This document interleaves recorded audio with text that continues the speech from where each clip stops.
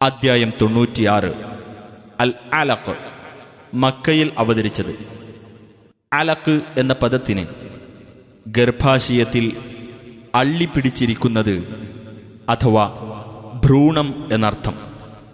മനുഷ്യനെ ഭ്രൂണത്തിൽ നിന്ന് സൃഷ്ടിച്ചതിനെ സംബന്ധിച്ച് 2-ാം സൂക്തത്തിൽ പരാമർശിച്ചിട്ടുള്ളതാണ് ഈ പേരിന് നിദാനം.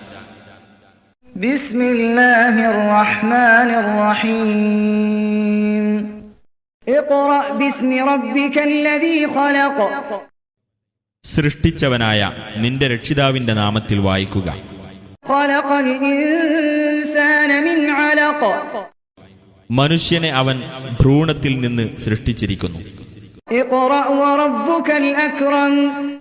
നീ വായിക്കുക, നിന്റെ രക്ഷിതാവ് ഏറ്റവും വലിയ ഔദാര്യവാനാകുന്നു. അല്ലദീ അല്ലമ ബിൽ ഖലം. പേന കൊണ്ട് പഠിപ്പിച്ചവൻ.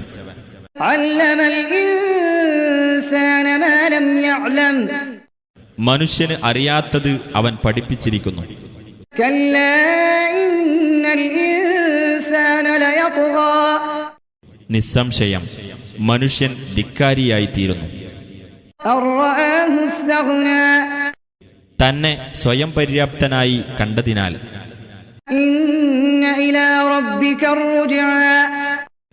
തീർച്ചയായും നിന്റെ രക്ഷിതാവിലേക്കാണ് മടക്കം. അറഅയ്തല്ലദീ യൻഹാ അബ്ദൻ ഇദാ സല്ലാ. വിലക്കുന്നവനെ നീ കണ്ടുവോ? ഒരു അടിയനെ അവൻ നമസ്കരിച്ചാൽ. അറഅയ്ത ഇൻ കാന അലൽ ഹുദാ.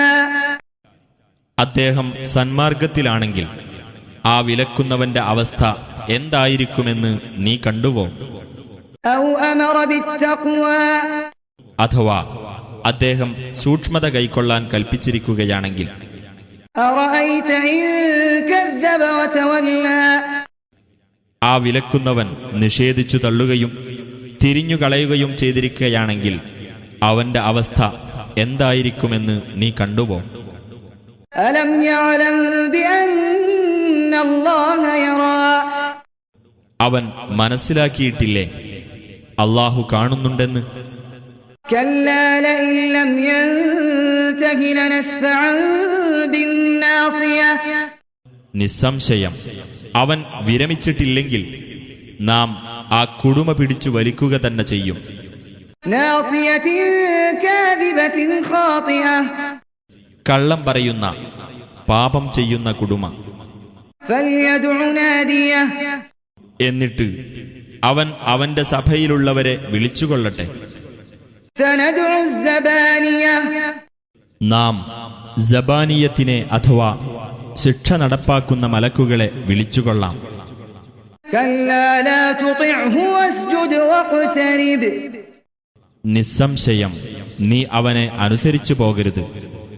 നീ പ്രണമിക്കുകയും സാമീപ്യം നേടുകയും ചെയ്യുക.